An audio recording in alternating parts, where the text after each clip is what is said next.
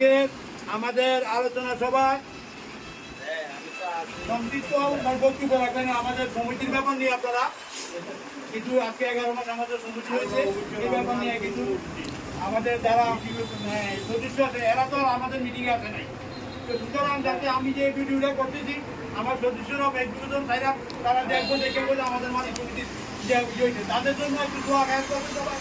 এখন তারা এবং কি আমার যারা বকেয়া টাকা অনেকে দিতেছে না, সমিতির টাকাটা আমি টাকাটা আমার করে ইয়ে করছি, এই হিসাবে আলোচনা করবেন।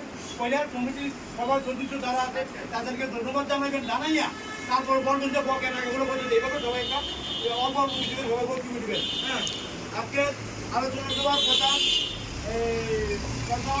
আমাদের এই কমিটির উদ্দেশ্যে আলোচনা করবেন আমাদের উপদেষ্টা কমিটির